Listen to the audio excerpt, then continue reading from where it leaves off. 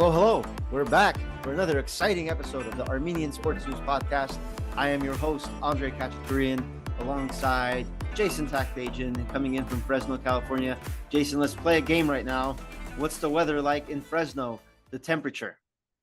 Right now it's 10:30 in the morning and it's already 95 degrees. Wow. Okay, so you have us beat there, and I'm in Boston, and it's I don't know what it is. It's not 95, but it's still very humid and muggy. It's going to be a long, hot summer. And along with the summer, this summer being a leap year and an Olympic year, we're going to have the 2024 Paris Summer Olympics, which kick off in exactly 2 weeks. Opening ceremony is on the July 26th. This is being recorded on July 12th. And that's what we're going to do today, Jason. We're going to sit and discuss and preview the 2024 Summer Olympics and Armenians involved in the Summer Olympics. Now, we're going to mainly focus on athletes representing Armenia. Obviously, there will be other athletes that are Armenian representing other countries. And we will be covering those guys as well on our Instagram page and in this podcast. And we'd also like to announce, Jason, that during the Olympics, we're going to be doing this a lot. We're going to be doing podcasts, daily reactions, and a bunch of stuff. So we're going to be comprehensively covering the Olympics, as we should. This is the biggest event for Armenian sports in every 4 years. So, we're excited to give you all of that coverage. But first, let's start with Armenia at the 2024 Olympics. We have right now, at this moment, 15 athletes that will be representing Armenia. That may change in the next 2 weeks. We'll see what happens, but I think it will probably be at 15. And from those 15, 5 of those athletes will be competing in wrestling, Jason. And there's 2 in freestyle and 3 in Greco-Roman. And I think when it comes to wrestling, Armenia probably has the best chance to medal in this sport, one of the top wrestling countries in the world, and they have a history of medaling in the Olympics in wrestling. And let's lead off with Artur Alexanian, who is a 3-time Olympic medalist, one of those a gold medal in 2016 in Greco-Roman. So he will be the main headliner, I would say, of Armenian athletics. I would say for sure, if there's one guy that you want to pick out of the pool of 15 athletes that you want to somehow guarantee is going to get a medal, you'd want to put your money on Artur Alexanian. I mean, the guy is considered literally a GOAT in his sport. And he's no spring chicken anymore. He's in his early 30s, approaching mid 30s. Everyone knows that he's at the tail end of his career, and everybody's expecting him to go out with a bang because he's already shown that in the European and the world stage over the past couple of years. So him, I'm going to be very excited to see what he does. And if he wins a gold medal, obviously any gold medal that Armenia wins would be major, but I would love to see the wrestlers for Armenia be able to tally at least a couple of medals throughout the 5. Yeah, so when it comes to Alexanian, he'll be in the 97-kilogram Greco-Roman event. That begins on August 6th and wraps up on August 7th. So it's the second half of the Olympics. The wrestling events all begin on August 5. So, we're going to do this for all the athletes. Give a percentage of what you think of Alexanian medaling. I'm going to go with 100%. I think he is going to medal for sure. He's one of the top wrestlers in the world. Well, I'll give it 99% because anything can happen, maybe an injury, whatever. There's no such thing as 100% certainty in anything. So I'll go with 99%. I think Alexanian's going to be, he's the top Armenian athlete. He will medal. I think he's going to be one of the Armenians to medal in the Olympics this year. What about you? I actually created a Google Doc with percentages attached to each of the names, and it's funny you said 100% because he was one of the 2 athletes that I put 100% probability on. I understand why you said 99%. Anything can happen, injury can happen, or just an upset can happen. But I'm expecting him to get bronze at least. Okay, well, that's again, we both of us have very high expectations for Alexanian. And another guy, I'm guessing the other guy you had as 100%, and I have him high on my list as well, is Malkas Amoyan. He's another Armenian Greco-Roman wrestler. He is the 2021 world champion, the 2022 bronze medalist in the world championship, and the 2023 bronze medalist in the world championship. He's also a three-time European gold medalist.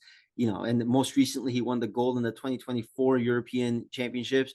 25 years old. He's young. He's in his prime. If there's one thing going against Alexanian, he's in the tail end of his career. It might be his last Olympics.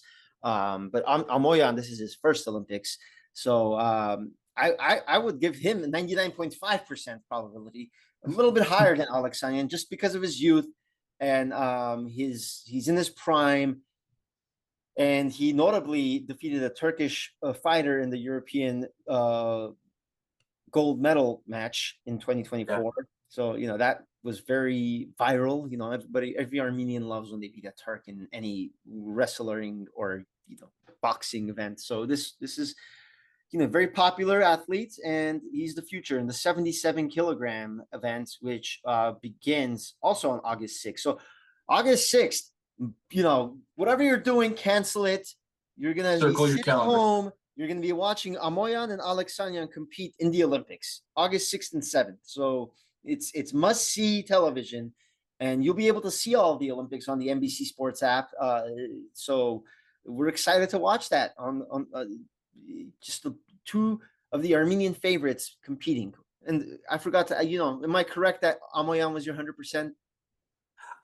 You're close. I had him at 95. Okay. The other 100% for me, we'll talk about him a little bit later, but he's in a different sport. But we'll get to him. Malkas Amoyan, though, he's definitely up there. Him and ASN Khatchaturian are the two guys that I've ranked up high, but not on the same level as Alexanian. Wow. Okay. So, all right. Sorry, I jumped the gun. But yes, I think Amoyan, he's the future. Again, my reason for having him above Alexanian was because of his youth, his exuberance. Again, Alexanian, he is now 32 years of age, not old, but also this is his fourth Olympics now, which is crazy to think that he was only 20 years old when he started out in the London Olympics in 2012. Is that correct? Yeah, he got a bronze medal as a 20-year-old. So, this might be his last one. And there's one other Greco-Roman wrestler we'd love to get to is Houry Gebeshian. This is his first Olympics. He is a 27-year-old and the 2019 bronze medalist in the Worlds and the 2021 and 2022 bronze medalist in the European. He also won a bronze in the World Cup in 2020. So he was able to qualify for these Olympics. I don't know. I'm not giving him that much of a chance to medal here. I'm going to go with a 20% chance in the men's 67 kilogram competition, which begins on August 7th. But again, making the Olympics is a big deal. Sometimes you don't have to medal to be proud. And, I just think that this guy isn't quite as in the same level as Amoyan and Alexanian. And I think that's okay. I mean, the way that he qualified for the Olympics, if I remember correctly, was it was a playoff, and it wasn't for bronze or silver or gold medal qualification per se. It was just a playoff that whoever won that wrestling match would be granted automatic qualification to Paris 2024. He won that match, and he is now he's booked his flight to Paris. But like you said, 20% chance for you. I had him as a 25% chance. Because again, you never really know, because it could work two ways. You got somebody who's coming to the Olympics for the first time, he could get cold feet and you crash out, you're there for the experience. Or you ride a high, and especially in men's Greco-Roman, being in Paris, expecting more Armenian fans in the Olympics than Olympics in the past, I would say, just because of the large Armenian population in France. Maybe those wrestling matches are going to go in his favor, and also all the other Armenian wrestlers' favor. Okay, I mean, yeah, absolutely. Galician will be one of the three Greco-Roman wrestlers. So let's move to the freestyle competition. There's two Armenian wrestlers there. Well, one of these guys, I love this guy, but when it comes to the world stage, he tends to disappoint sometimes. He's such a talented young wrestler, 24 years old. And his name is ASN Khatchaturian. In the European Championships, he's dominated. Four-time gold medalist, 2019, 2022, 2023, and 2024.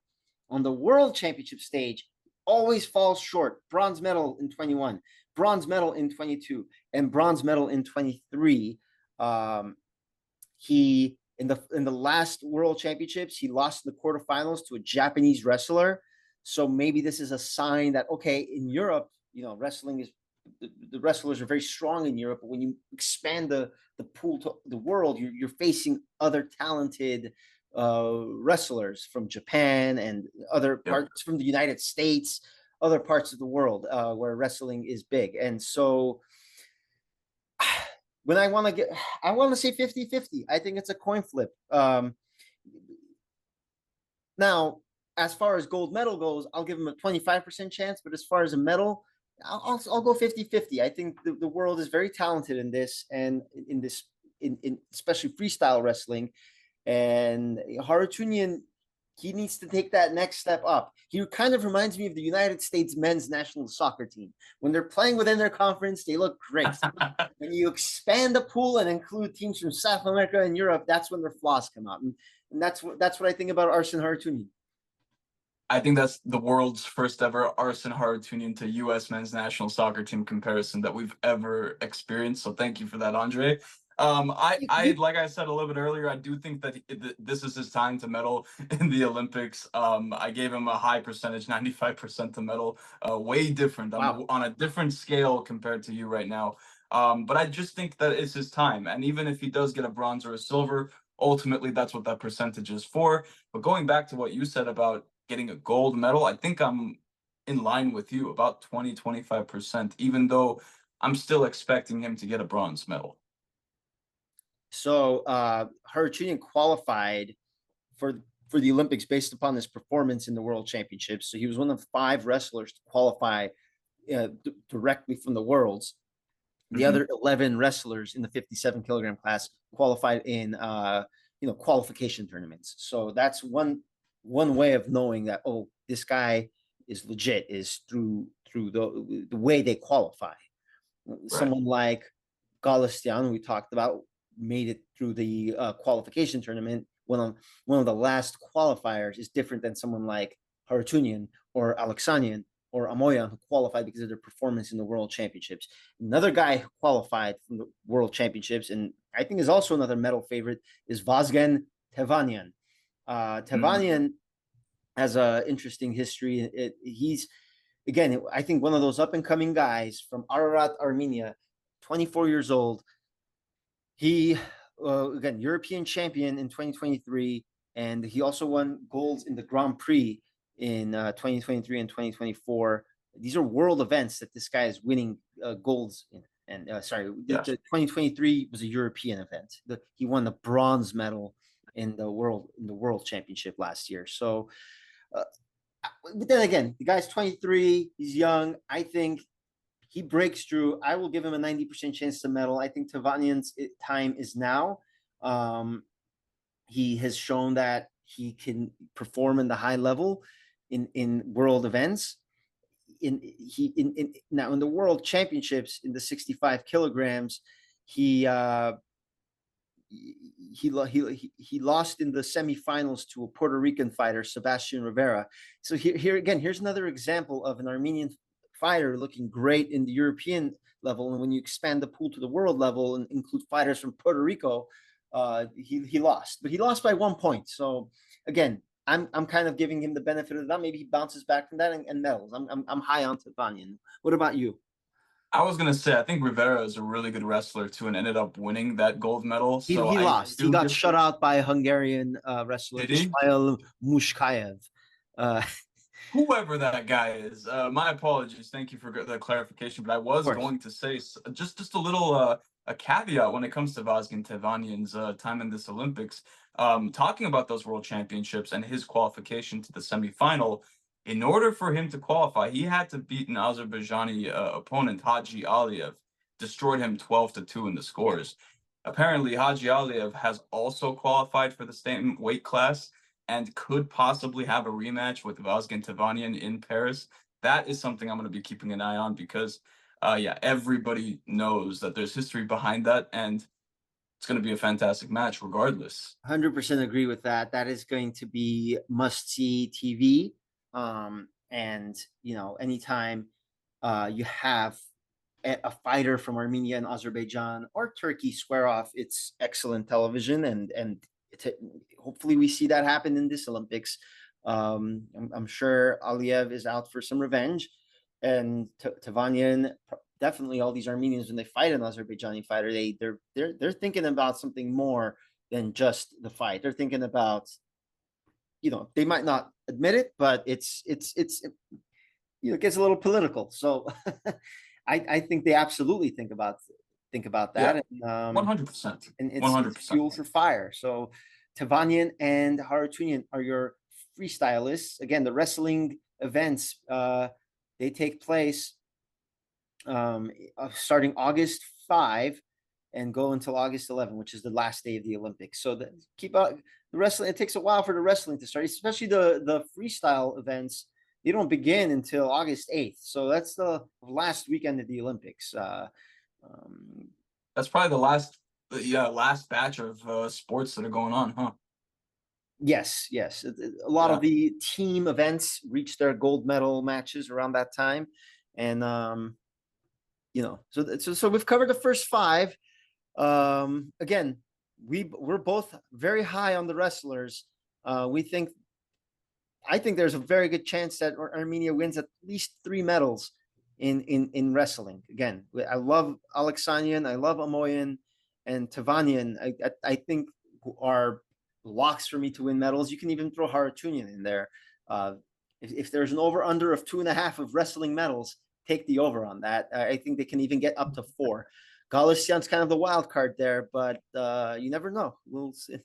Now let's move on to another sport with Armenia. Is sorry, you want to add something, Jason? I was just gonna say, if you could bet on that, I actually would 100% agree with you, because Armenia, ever since becoming its own nation, has only won 4 medals. Like, that's its maximum amount of medals it's won in 2 or 3 Olympic cycles. That's the max that they've done. So if they can surpass that or match it again, especially with only having 15 athletes, I think that would be a success. Absolutely. And again, this is a big Olympics for Armenia. They only have 15 athletes. They've had more athletes in the past, but the athletes that are there are, some of them are amongst in the top of their discipline. We just talked about the weightlifters, and now we're the wrestlers. Now we're moving on to the weightlifters. Some of these guys are at the top of their game, and they're going to make an impact in whatever sport that they're going to be participating in. And we'll talk about that when we get to gymnastics as well. All right, let's move to weightlifting now. Armenia, I think, has a pretty good chance of having 1 or 2 medals in weightlifting. Only 3 athletes, though. The first one is in the 102 kilogram weight class, is Houry Gebeshian. Houry is very young, Jason, 21 years old. He's made a name for himself in the junior ranks, 3-time world junior champion. He's also a 3-time European champion. 3-time junior European champion and 1-time European senior champion. Obviously, he was able to qualify for the Olympics based upon his IWF ranking. Despite his age, he's making a name for himself, and he'll be going into his first Olympics. Now, you know, Olympics are a different game than just like a European junior championship. So I'm going to give him a 40% chance to medal. He's young. The stage is big. The stage is bright. Maybe there's some jitters there, but I think 40% is still good. A little bit less than half chance, and so that's my prediction for Houry. What about you? I was gonna say he has a 1 in 3 chance, 33% chance to medal. Again, you made all the points that I agree with. He's still young. He might have the jitters or not because of the success that he's had in the junior stage. Maybe that translates whenever he comes to Paris. But if he does do well at this Olympics, it's safe to say that we have yet another guy that we can kind of rely on year after year to see how they're going to compete and medal, not just at the Olympics, but continuing on in the Worlds and the European Championship. Garik Karapetyan isn't the only Karapetyan at the Olympics this year. Andre Karapetyan also qualified. He will be competing in the 89 kilogram division, also qualified from his IWF Olympic qualification ranking. This guy, he's a little bit older, 28 years old, and from Vagar. He last medaled at the European Championships in 2023 in Yerevan, winning a silver medal there. Hasn't won a gold in any international competition since 2016 when he won gold in the European Championship. I'm going to give this guy a 5% chance to medal here, maybe less than that, maybe 3%. He seems like a very talented wrestler, but does not really medal on the big stages. Again, qualified from his IWF ranking, which he was 8th in the IWF ranking. So not, you need to be top 3 to medal. So now you're in the Olympic stage. Not a big time medalist opportunity here for Karapetyan. Yeah, no, I don't think so either. I give him 10% just to be nice. But again, I am not expecting too much to see from him just because of his track record, like you mentioned. Him being 28, maybe it works in his favor because he's not necessarily young, he's not over the hill, he's kind of just at that point now in his career where he does probably want to collect more awards and accolades, but again, it's a matter of who he's competing alongside and against whenever we're talking about just the pool of talent on the international level compared to him getting that one gold, like you said, in the European Championships, but ever since only getting bronzes and silvers. Yeah, I agree with everything you're saying. So let's move forward to the final weight class, which is the super heavyweight plus 102 kilograms, aka the world's strongest man weight class. This is my favorite event, one of my favorite events in all of the Olympics, because the winner of this is basically telling the world that I am the world's strongest man. And right now, the world's strongest man for numerous Olympics and the world record holder in this class is Georgian Lasha Talakadze. He holds the all-time world records regardless of weight category in the snatch, the clean and jerk, and the total. 2-time Olympic champion, 7-time world champion, 7-time European champion. He weighs 403 pounds, and he's an absolute unit. He's an absolute unit. Again, I think he is the clear-cut favorite to win the gold medal. He won the gold medal in the European Championships at Yerevan in 2023, but he did not compete in the 2024 European Championships due to injury. Because of that, Armenian Varazdat Lalayan won the European Championships, and he is always falls second in place in these events lately, or third place behind Lasha. But Varazdat, being the highest ranked Armenian, was able to qualify again through the Olympic qualification ranking and into the Olympics. Who got snubbed from this? Simon Martirosyan, who represented Armenia in the 2020 Olympics, but unfortunately, each country can only send one competitor per weight class. So because of that, Martirosyan fell short. He will not be in the Olympics this year. Instead, Lalayan will be the Armenian representative. And, I'm giving this guy 99% chance to medal. I think there's no way this guy doesn't medal. Lalayan, he's up.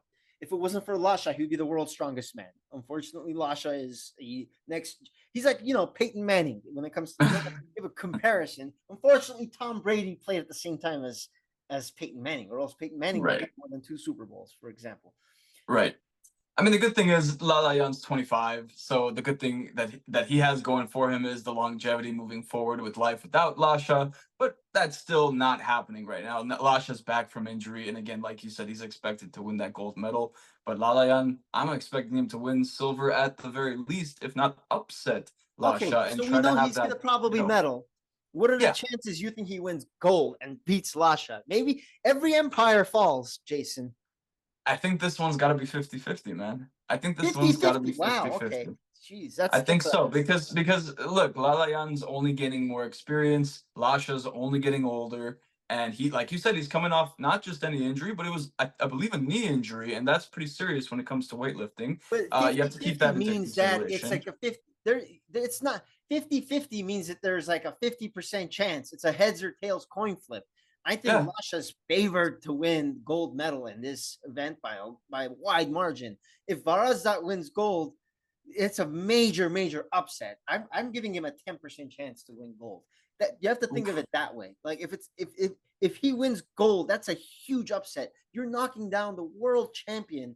So I guess I just see it as more feasible or more, probable. But I do feel the same way. I'm not trying to take anything away from, that achievement being significant. So if he does end up doing that, yeah, that gold medal has way more weight than just any other gold medal, let's say. we do need to highlight one more guy in this weight class, also Armenian. He used to compete for the Armenian national team, won a silver for Armenia in 2016 in this same weight class. Gor Minasyan, who changed his NOC to Bahrain. I don't know, perhaps because it's we just talked about Simon Martirosyan not being able to compete in the Olympics because our Armenian national team will only send one athlete. By doing this, Minasyan competing for Bahrain is able to qualify for the Olympics. He's from Gyumri. This guy is as Armenian as it gets, and he's ranked second in the ranking. So this guy is also favored to medal, and former world champion.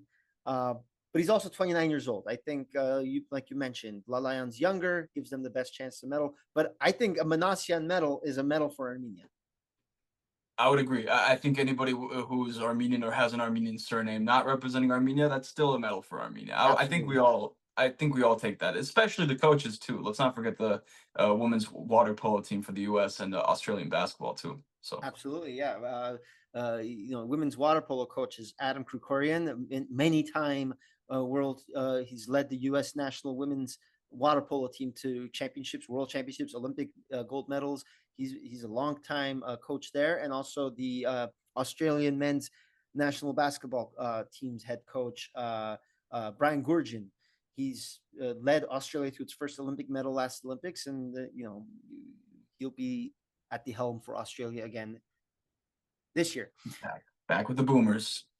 All right, let's move forward to the world of gymnastics, Jason, where two Armenian competitors, brothers, will be competing in two different disciplines. One of the brothers is Artur Davitian, who is already won a bronze medal in the 2020 Olympics. He'll be competing in the vault. And you're very gung-ho on this guy medaling again in this year's Olympics. Yeah, he's my other 100% lock guarantee to win a medal at the Paris Olympics. Past 2.5 years, the guy has competed in multiple competitions, and only two of those competitions he's finished with something less than a gold medal. I mean, the guy, again, has been on a tear. This is probably the greatest stretch in his career, and I'm expecting and hoping that this stretch and this run of just perfect and pristine showcasing from him continues into Paris. I think it will too. I think he has a very good chance of medaling. I'm not as high as you. I think give it 85% chance. I wasn't saying 90%, but because he blocked us on Instagram, I'm gonna knock that down to 85%. Yeah, I'm gonna be petty about that. I don't know why he blocked us on Instagram. We've only complimented this guy for 3 years, covered his events, give him some exposure, and he blocked us. Come on, Artur, what the hell's wrong with you?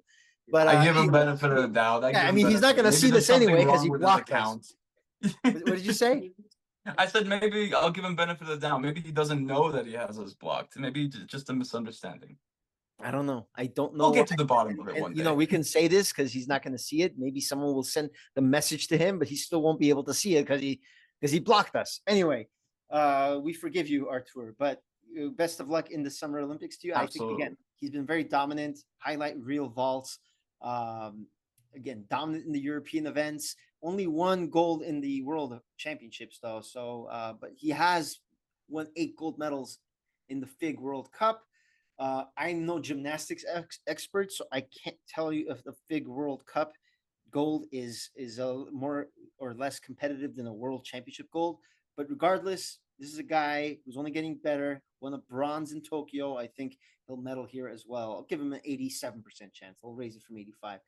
And his brother is also competing. He'll be doing the rings. Vahagan Davitian.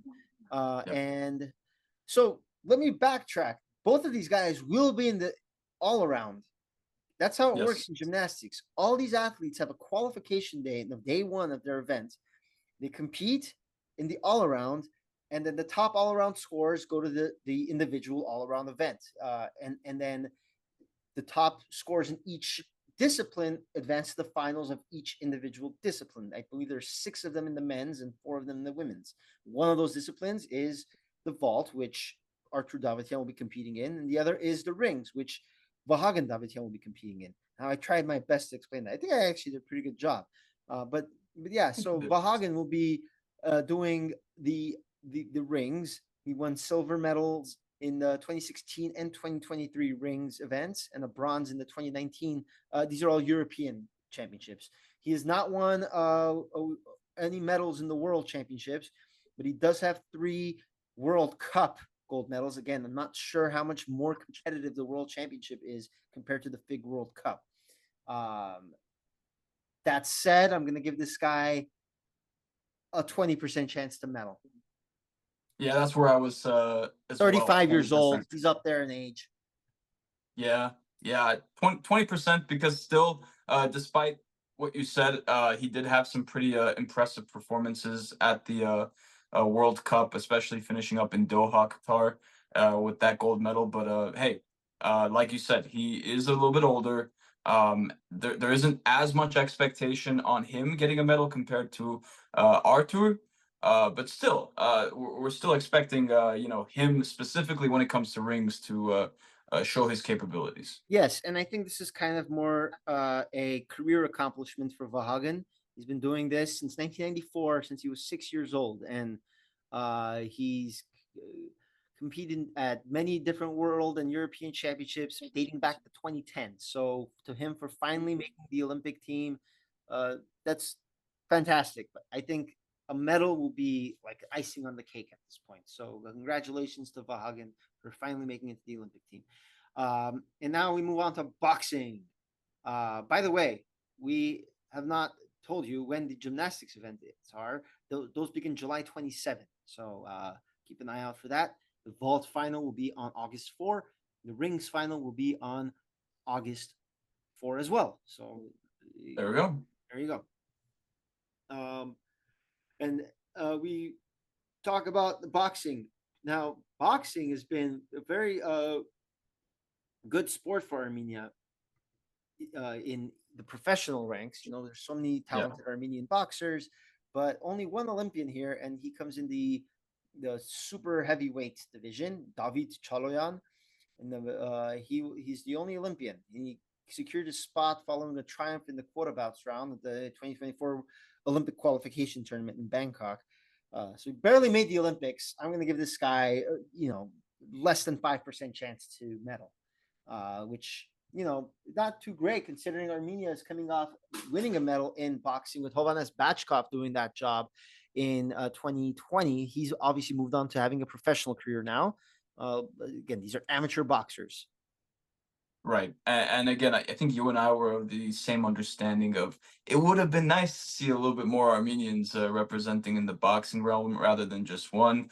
But, it is what it is. We move forward with Chaloyan. You gave him less than 5%. I think I'm in line with you there as well, probably 5-10% chance.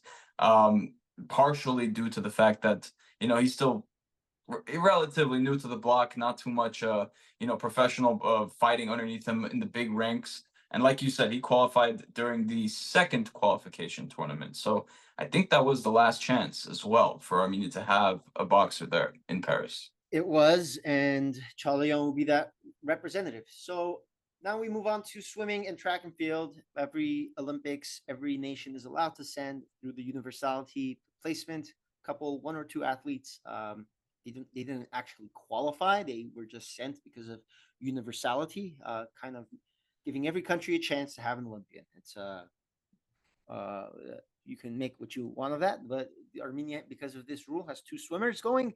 Artur Barsegian will be competing in the 100-meter freestyle, and Varsinik Manucharian will be competing in the women's 100-meter butterfly. Yeah, I'm going to go with 0% for both of these. Again, this is more of a formality to have every country be represented in the Olympics, especially in swimming and track and field, which are the most popular sports. And Yeah, again, I this is think I kind of think a you're feather pretty in the much cap for these two athletes to say, hey, yeah we were you're Olympic. pretty much on the nose when it comes to this because again you're talking about athletes who were just basically selected for the quota and them even making it to the Olympics. That's their success right here. If they go on to do anything else, we're talking about an upset beyond anyone's expectations.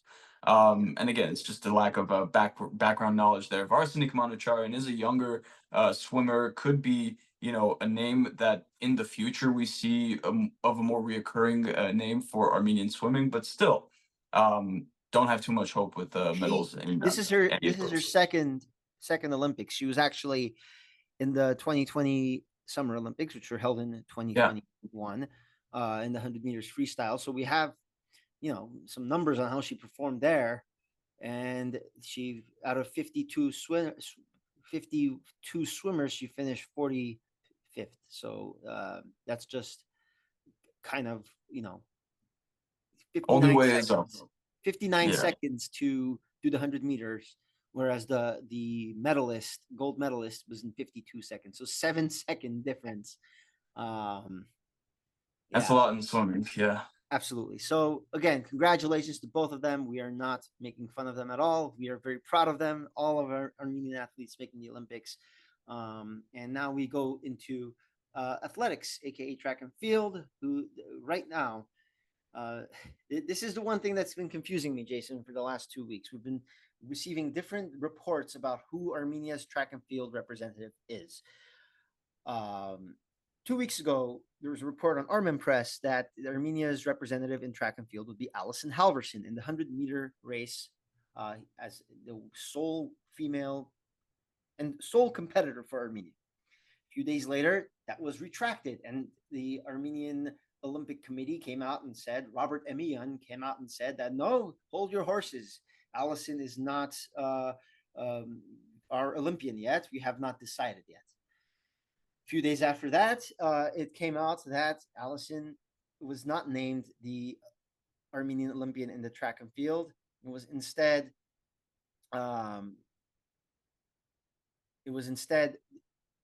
sprinter Yervand Takhtadjian competing in the men's 800 meters. So a lot of conflicting reports.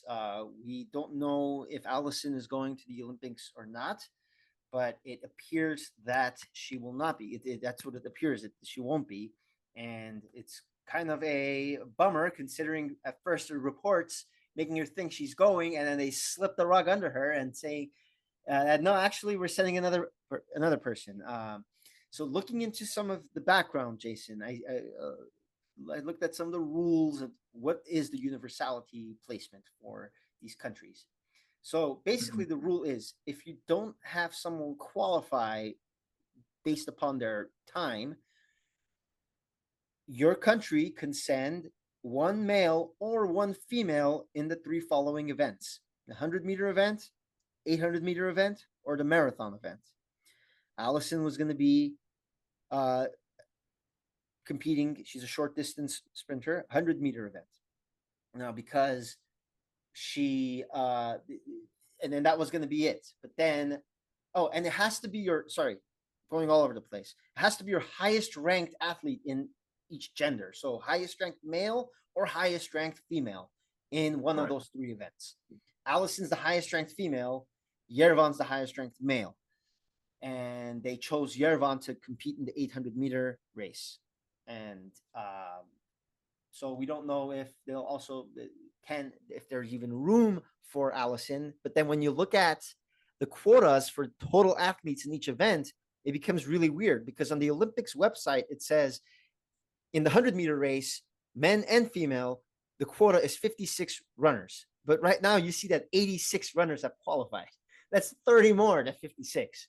So it's very clear that the Olympics, the IOC is just making up rules as they go. Who knows why there's 30 more sprinters competing in an event with the quota is at 56. And same with the 800-meter race. The quota is 48 sprinters, and there's 53 qualified. One of them is Yerevan Takhtadjian. So it's a real bummer if you're Alison Halverson. She has obviously competed for the United States Team USA and tried to compete for the Olympics there, and then got her Armenian citizenship. She's Armenian from her mother's side, and twice has now tried to make the Armenian national team. And on 2 occasions, she has, for 2 various reasons, and you can do your own research on why she didn't make the 2020 team, has kind of been hosed. And our hearts go out to Alison. It's her Olympic dream, and she wasn't able to make it. And who knows why? We don't know why. But it's kind of sketchy that one report says that she made it, and then a few days later they retract it and put in another athlete. And Yerevan Takhtadjian, we've been doing this for all the athletes. Again, same deal as the swimmers, 0% chance, kind of a formality. And that's story time with Andre. Yeah, all I could really say is it just seems like a really unfair situation for Alison. She should be going to Paris.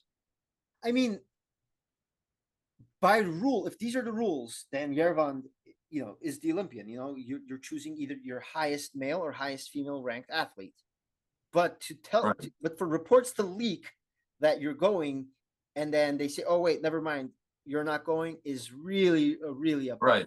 In any field. Imagine, Jason, you apply for a job, and the press release goes out, or a news report goes out that Jason Takhtadjian is the new reporter for Dallas News. And then a few days later, they say, wait, then never mind. We're going to hire this other person instead. It's a bummer. It really is a bummer. Right. We got one final Olympian going to represent Armenia, and it is in shooting, Elmira Karapetyan. She's going to be representing Armenia, competing in the women's 10-meter air pistol event. And this July 27th. This is July 27th, just the day after day after the opening ceremony. We're gonna be able to see Elmira Karapetyan. She was the first person, male or female, to qualify for Armenia at the Paris 2024 Olympics. We've seen her competing in the World Cup events over the past couple of years in the women's 10-meter air pistol, both in singles and in team events, getting gold, silver, bronze medals. She's been medaling. And if I had to give a percentage to what I think she's going to compete or achieve rather in Paris, I think she will medal. I would give it I want to say 50% chance that she gets a medal. So that's quite a percentage.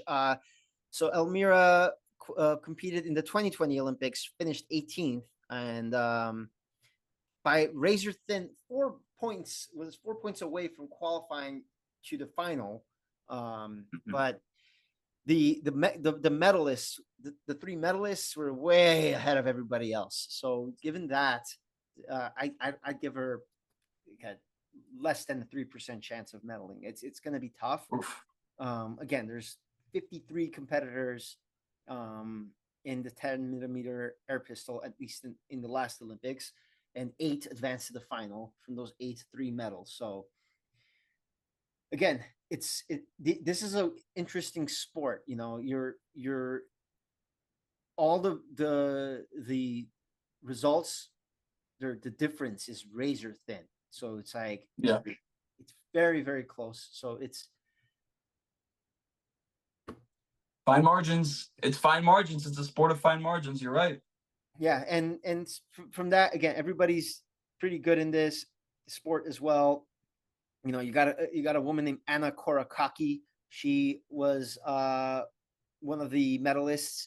No, what am I saying? All right, fine margins. Cut there.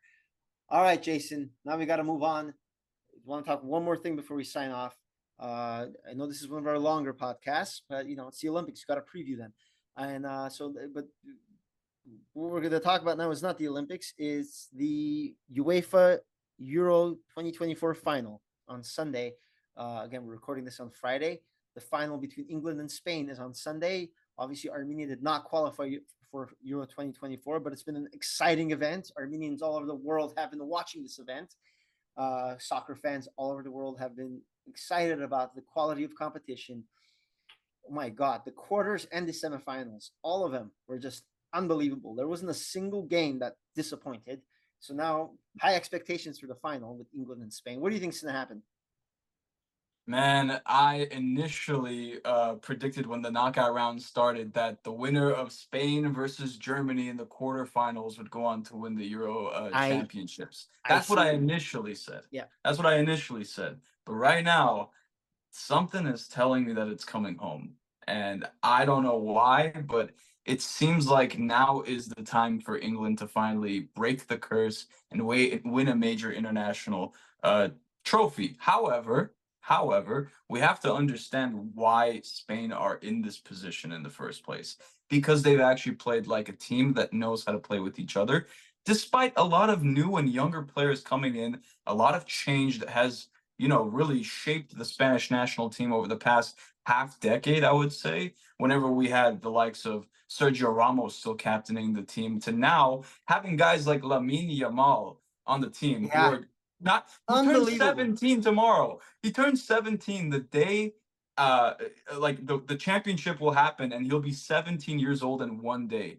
He is so young and so talented. On the other flank for Spain, you have Nico Williams, who's still in his early 20s. He's also a fantastic player. But I mean, specifically, Lamine Yamal, whether that one goal against France was enough to change your mind about, Spain, or just the overall passing play that's been going on between him, Dani Olmo, getting up to Alvaro Morata earlier on in the tournament. Spain look like the well-oiled machine that should be winning this. This is Spain's tournament. It's been that way from the start. The road to where they are now has been brutal, and they've just annihilated everybody. They shut out Croatia 3-0. They beat Italy, and then they continued that dominance in the knockout rounds with beating Germany on the road. Basically, they're playing at Germany. They beat them. You think England would have been able to beat Germany? I don't think so. And then they beat France, and then now they're playing England, who, by the way, their road, they started off in the group stage. They were very underwhelming, and then they come back, and literally they were seconds away from being eliminated by Slovakia if it wasn't for a miracle bicycle kick by Jude Bellingham. People forget this team should have been eliminated in the round of 16. Yeah. And then they fell behind again to Switzerland. They won on PKs, which is a crapshoot, and they fell behind again to the Netherlands. This team falls behind. If they fall behind Spain, they're not winning. They're gonna. My final prediction: 3-0. Spain wins. This is gonna be, unfortunately, the boringest match of the knockout stage. It's not gonna be exciting. We had too much excitement in the knockout stages already. You can't have more. It's just been too exciting. You're gonna have a clunker. The final will be a clunker. Spain wins 3-0, and they run away with it early. Just to create some diversity, I'll go against you just to make it a little bit fun. Despite what I said about, Spain looking like a well-oiled team, it just feels like everything is lining up for England, despite them just not playing well. Because again, in the knockout rounds, every single game that they played ended up getting decided in extra time, added time, or penalties. Every single game was not easy. Nothing came easy to England. I would expect them to probably go play the entire 120 minutes and have this decided in penalties. The Netherlands game was in regular time. They scored in the last minute of the game. But I understand what you're saying. Nothing came easy. No, that was in a added time. No, it was not added time. But it was the 90th minute. There was no extra time in that game. Oh, okay. So yeah, that was added time. Yeah, added time, but not extra time. Yeah. Okay. Same Still thing. Within the 90-minute frame. It was an injury time. Right. Okay. Whatever. Apple. We're nitpicking. The point is, all their games have come down to the wire, and nothing's come easy for them from the beginning to now. If you fall behind, they've fallen behind their last 3 games in the knockout stage. They fell behind. They came back and they won. Great. It was against Slovakia and Switzerland. And I like the Netherlands, but again, these Netherlands is in Spain. you fall behind to Spain, and Spain has had very quick starts. They scored twice in the first half in the semis. They're Spain. They've scored 2 or more goals in almost every game in this tournament. So Yes. uh, is it every game or almost every game? I I just think double every I no think every game no they've they come out one on top. nothing. 2 games they only scored 1 goal against Ah, Italy and okay. Albania. But regardless, they didn't concede a goal in the entire group stage, and then they came out in the knockout stage, and you know they've just been so dominant offensively. They just a more complete team. Plus, England always finds a way to screw it up historically. Yeah, Anyway, it'll either way this goes, it will be significant if England wins it and takes that monkey off their back. They win their first major trophy since 1966, or if Spain end up winning, it's the mark of a new era. It's the mark of a new superstar who is almost a decade younger than Kylian Mbappe, and most American soccer fans still think Kylian Mbappe is the best young player in the world right now. yeah, it's going to be an exciting one. Again, it's been an exciting tournament. You just have to think in these situations. It always takes me back to the 2017 World Series and the Houston Astros and LA Dodgers. The first 6 games were absolute classics. Series was tied 3-3, and then Game 7 was a clunker. Houston won, but it was just a unwatchable game. It was very boring. I think we might have a similar situation where the whole tournament's been amazing, and now you're in the final, and you're just gonna get this boring 3-0 or 3-1 game. So that's my prediction. Jason, this was fun, lengthy podcast, but you're the man. You did a good amount of research on these Olympians. It's gonna be fun to see what they do, and we'll be here all throughout the Olympics. Multiple podcasts, video reactions, content on Instagram and YouTube. It's gonna be great. I can't wait, Jason. I can't wait either, and I can't wait for you guys to also watch our exclusive interview with Armenia's first female gymnast to represent the country in the Olympics, Houry Gebeshian. I'm Jason Takhtadjian with Armenian Sports News, and today I have a very special guest with me. She has no need for an introduction. She was the first gymnast to represent Armenia at the Olympics. Houry Gebeshian, how are you doing right now? Hi, I'm doing great. Thank you so much for having me. Yeah, thank you for joining us on the podcast and joining us to talk a little bit about the Olympics and a little bit about yourself as well, and sharing some of the, some of the older stories that you have and some of the really remarkable stories that you have in sports, and also talking about the upcoming Olympics in Paris. So let's jump right into it, and let's talk about the Olympics that are coming up in Paris. I mean, just first and foremost, what are you excited or most excited to see? What are some events that you have that you're looking forward to taking a watch? Yeah, I mean, obviously I competed in gymnastics my entire life, so I will be watching all of the gymnastics, or as much of the gymnastics as I can. I have it blocked off in my schedule. So definitely that. And then I love to watch Team Armenia and whatever events that they're doing. So, there'll be some wrestling, there'll be some weightlifting. We have male gymnasts, so that's excellent. Track and field, swimming, all sorts of stuff. But anything I can watch over the next, or the 2 week span of the Olympics is going to be on my TV. Absolutely, especially, following all the Armenian athletes that are going to be in Paris, like you just said. That's definitely something that folks like you and I, especially you're an Olympian, take so much more pride in than other folks. And I want to, talk a little bit about that, just in case anybody doesn't really know your story. Summer 2016, that was in Rio, Brazil, if I'm not mistaken.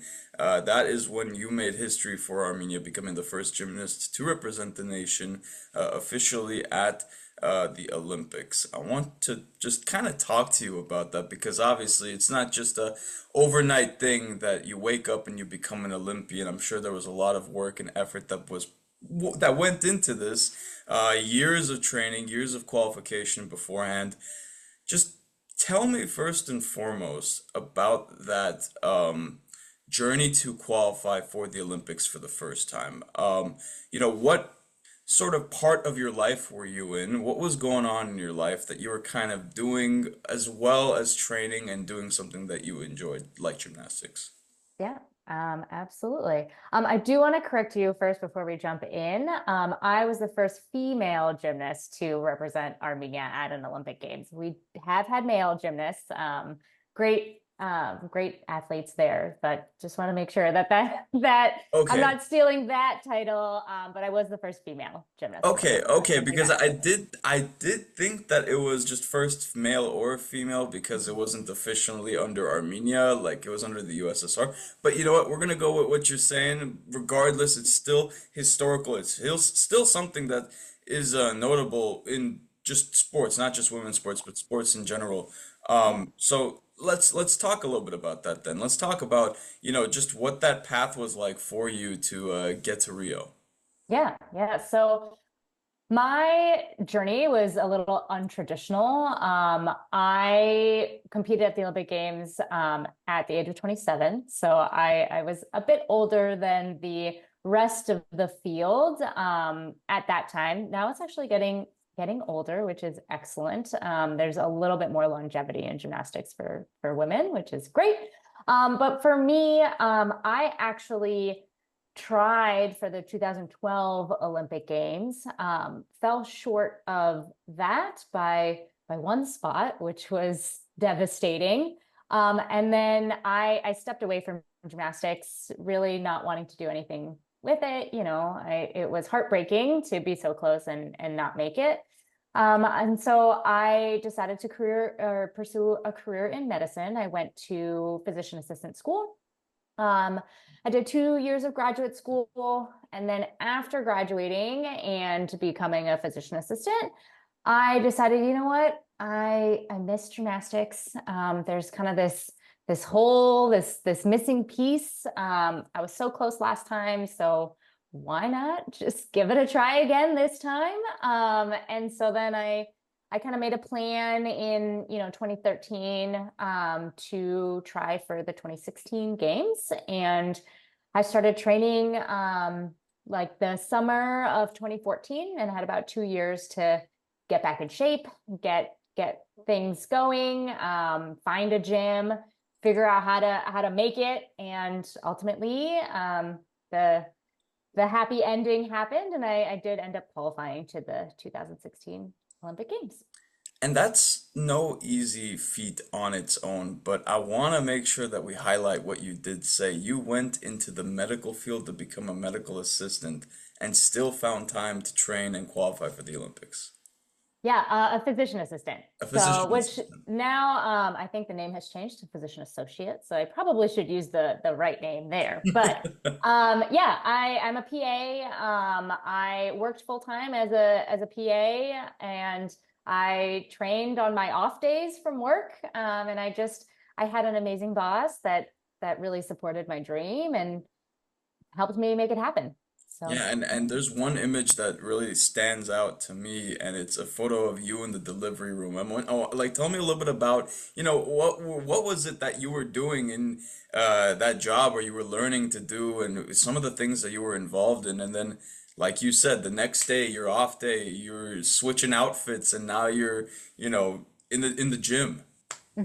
Yeah, so at that time I worked in labor and delivery. So I would assist in deliveries in the operating room. I would see patients on the floor. I was part of their whole labor and delivery and postpartum experience as their healthcare provider. And it was wonderful. It was exciting. It was thrilling. I'm there at people's best day of their lives. I'm also there at people's sometimes worst day of their lives. So it was a very roller coaster job that I absolutely loved. And it was actually a really great balance because it allowed me to kind of turn my mind off from gymnastics for a little bit, focus on, medicine, focus on my job. And then when it was time to be in the gym, I was able to kind of turn that off and focus on my gym stuff. So it was busy, it was hectic, but it was a good balance for me. For sure. Now you mentioned balance, and I wanted to ask the next question, but I'm not sure how you're gonna answer it. I was gonna say you like to balance those two parts of your life from one another. But did you ever have that in conversation with your fellow workers that, hey, on my off days, I'm in the gym training to possibly qualify to represent my nation at the Olympics. Like, does that ever come up, and what type of reaction do you get? Yeah, it definitely came up. And actually, when I first applied for that job and my job interview, I told my, boss, or potential boss, hey, I just want to let you know I am gonna be training for the Olympic Games. If I make it, I'm gonna be taking, pretty much a month off in August of 2016 so that I can compete at the Olympics. And I don't know if he took me seriously. I don't know if he just liked that drive and that passion that I had, but a day later I got the call that I got the job, which was awesome. But all my coworkers knew they were phenomenal because, leading up to the Olympics, I had training, I had competitions I had to go to, so I had to take time off. I had to switch my schedule around, and they were phenomenal in supporting my dream and helping me in any way that they could. That's awesome. That's awesome. I want to talk about that qualification to 2016. Do you remember the day you qualified? Just, do you remember like, what that reaction was like whenever you did get the qualification, who you talked to, and also whenever you told work that you actually qualified, what they ended up, how they ended up reacting? Yeah. So the way that I qualified, or the Olympic process for an individual like me was to first compete at the World Championships. So I did that in October of 2015. From there, you qualify to the Olympic test event. So that was in April of 2016, I think. Mhm. And then from there, you earn a spot for the Olympic Games. So it was, a stepwise process. I knew that if I had did my job at the World Championships, I could, get a spot for the Olympic test event. And then same thing, if I just did my job, then I could earn that spot. And at the test event, I had, a great meet. I hit all of my routines, and I walked off. Floor was my last event, and I walked off floor just feeling like, hey, you know what? I put everything out there, and if I did it, I did it. If I didn't, I didn't. But I feel pretty confident that I did. And then we didn't get the official who qualified and who didn't qualify until the middle of the night. We got an email with all of the qualifiers, and I was just in my hotel room waiting and waiting and waiting just for that to come through so I could have the official document that said you are an Olympian. And so yeah, that's kind of how it happened, and that's when I knew. That's really cool. You still have that document? It's probably saved on my computer somewhere, in my email somewhere, but Yeah. yes, it's just the list of athletes that made it through. Now, So, before I go into talking about your time in Rio, I want to just make sure that it's well established for everybody. Gymnastics is not just something you picked up overnight. I want to make sure folks know that you have been a gymnast for what would you say it's fair to say most of your life you've been in the gym? yeah. At that time, I mean, it had been 20 years of me doing gymnastics, almost 20 years of me doing gymnastics. So it's been my life. It's still my life. It's definitely something that has consumed a lot of my time. But I love it, and it's my passion for sure. And both you and I, as Armenian Americans, have an experience in this country. Unlike most people, we got the chance to live in Iowa. Okay. Yes, go Hawks. Yeah, you were Where there were for. where were you in Iowa? I was in Sioux City, Iowa, Okay. and that was the TV station I was at ever since 2021 to just a few months ago. So now I'm in Fresno, Okay. and I remember the harsh winters, the hot, mucky summers that were in Iowa. The fact that there wasn't that much diversity, things would close at Mhm. 9 or 10 o'clock at night if Definitely you no Armenians. Exactly. I was gonna ask you to just continue that, just what that experience was like. You were in Des Moines, the capital, or at least you I were in was Ames, in I right? was in Iowa City. I was Iowa at the City. University of Iowa. I get all those You cities can't mixed up. confuse Iowa State and University of Iowa. No, You're I'm not just kidding. wrong. You're not Okay. wrong. But tell me Yeah, a no, little bit about that. yeah. So I got recruited to join the gymnastics team at the University of Iowa. I was recruited by a whole bunch of different schools, but I ended up choosing Iowa because they had an excellent medical program, and I knew I wanted to go into medicine. My major, I was an athletic training major, and I wanted to do athletic training. And they were actually the only program that would allow me to be an athlete as well as be an athletic training major, which after the fact, I get it because, I'm spending 20 plus hours a week being a student athlete, doing my own training and my, own stuff. And then on top of that, I was spending 20 plus hours a week going to another team's practices, being pretty much their healthcare provider, you know, on their days that they're working. But it was, what drew me to Iowa. They had a great program. They had a great gymnastics team, and that's how I ended up there. So I was there for 5 years. I still have a lot of Hawkeye spirit. I love the Hawks. But yeah, that's how I ended up there. That's awesome. And you're originally from the East Coast, correct? I am. I'm from Boston, just outside of Boston. So we definitely have a larger Armenian community, mostly in, Watertown, Mass. So I grew up, right down the street from that. So moving to Iowa was a little bit of a culture shock. I live in Cleveland now, so still in the Midwest, but we do have a nice little Armenian community here, which is excellent. But definitely nothing the same as California where you're at, or Boston where I grew up. Yeah, that's for sure. It's definitely a lot more Armenians here in California for sure. But now time to segue, and I want to just talk about Rio and just what that feeling was like, what the experiences were like, your flight over there, meeting the other Olympians, that opening ceremony, what your memories were like from competing. Talk to me about all that. Yeah. It's always crazy to think back because I'm like, man, it was 8 years ago. Like, I can't believe that so much time has passed. But I can remember it like it was yesterday. And so my flight there, so you asked about my flight there. My flight there, I was flying from Cleveland to Miami, Miami to Rio. And my flight to Miami was delayed. And I was all worried that I was going to miss my flight and that I wasn't going to make it to Rio. And then it was just going to be this whole fiasco. So I was meeting, the Armenian Federation when I got there. And I ended up having like 20 minutes to get through like the airport, the Miami airport, from like terminal A to terminal like H or something like that. I'm running through the airport, literally screaming, being like, I'm trying to go to the Olympics. Like, please let me Oh my like gosh. pass the line. Like, I don't know. People probably thought I was crazy, but I made it on my flight. Thank goodness. I don't run. I was like carrying my suitcase and my pillow, and like my whole body was sore from running through the airport. But I made it.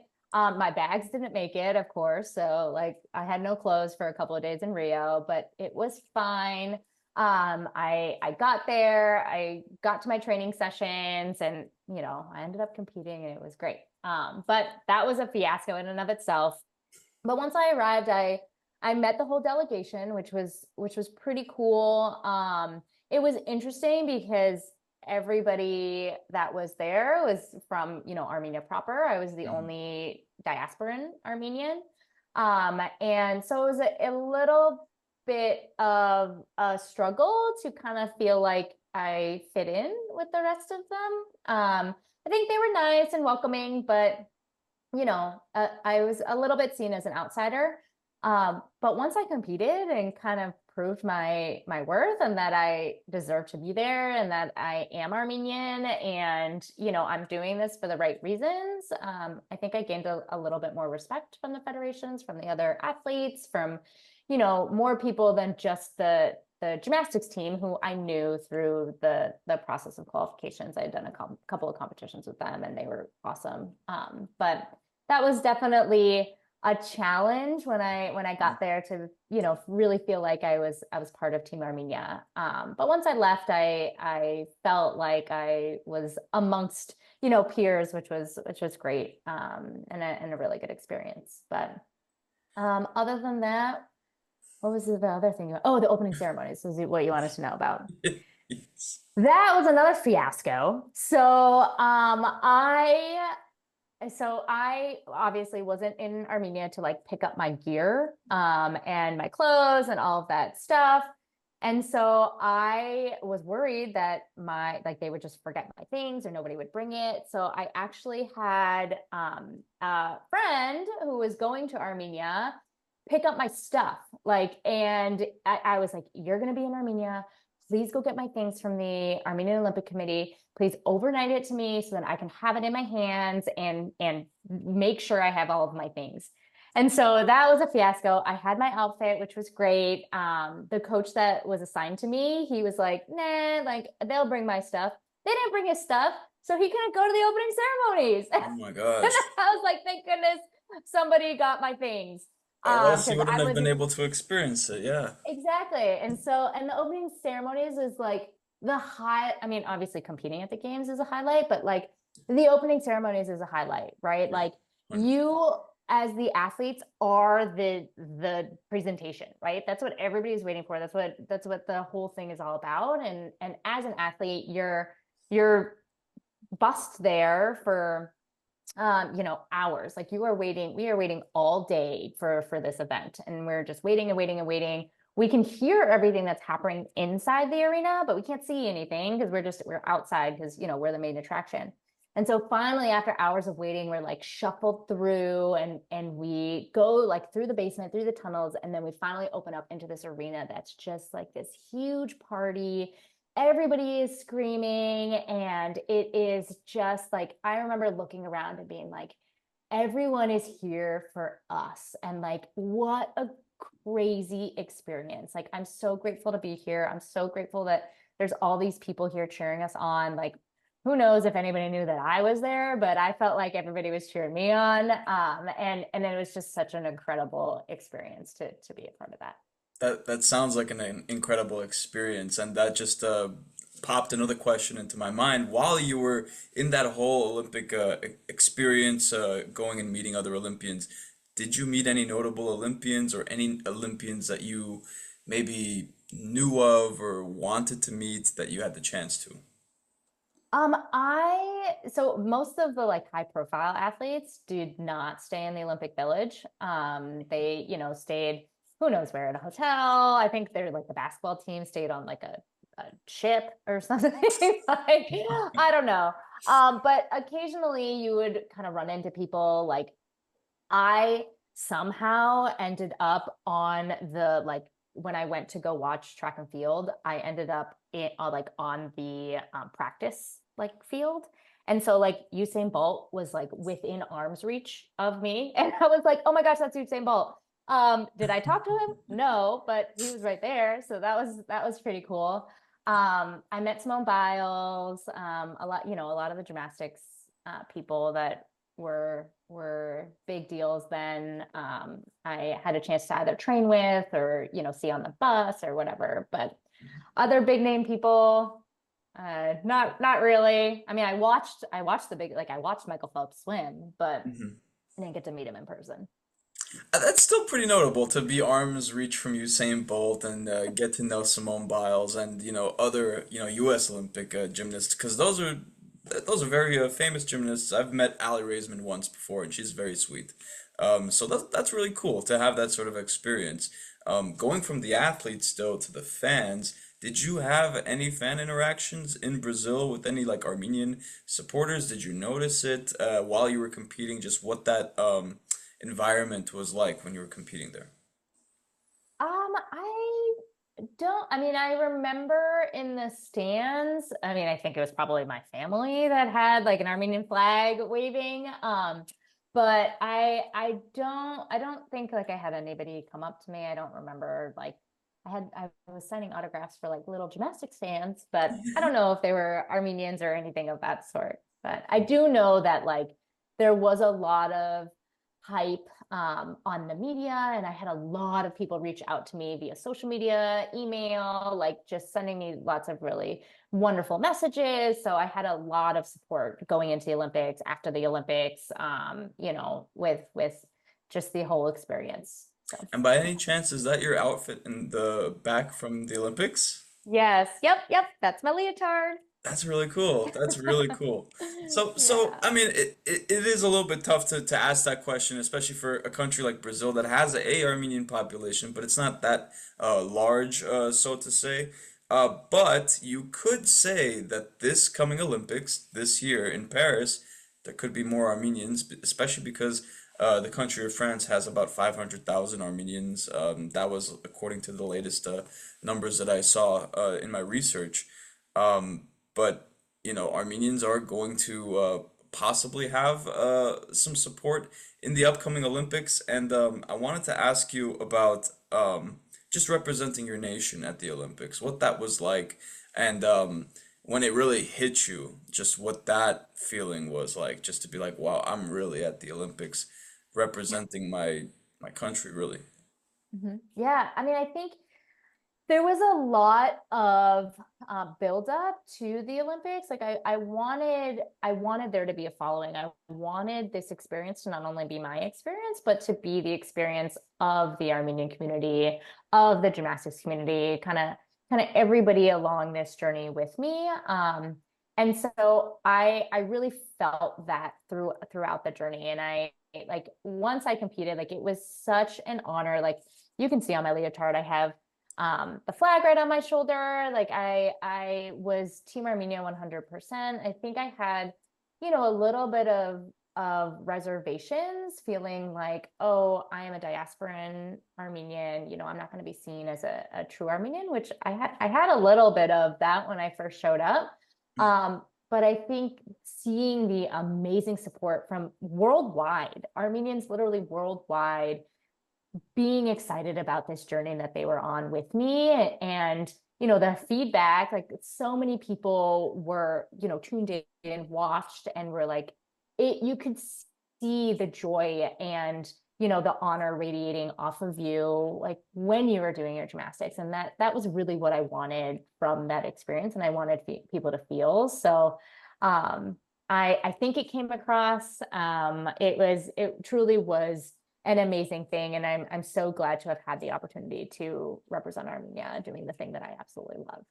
That's awesome, Houry. I think we are running out of time, so I got one last question for you. Yeah. What is one thing you would say to an aspiring young athlete, whether they're in gymnastics or not, that may one day pursue a journey to represent Armenia or represent whichever nation as an Armenian in the diaspora in the Olympics? What's one thing you would say to them?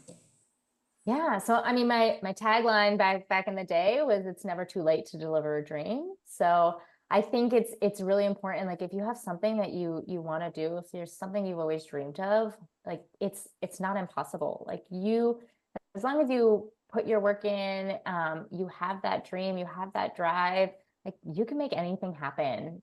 It's really up to you to make those dreams happen, no matter if you're 16 and just eligible to do whatever it is, or you're 27 years old and saying, hey, this is my time. And it doesn't have to be athletics. If you want to write a book, write that book. If whatever it is, if you want to start a podcast, start that podcast. Just do what drives you, because ultimately you're in charge of your happiness, and it's never too late to make yourself happy.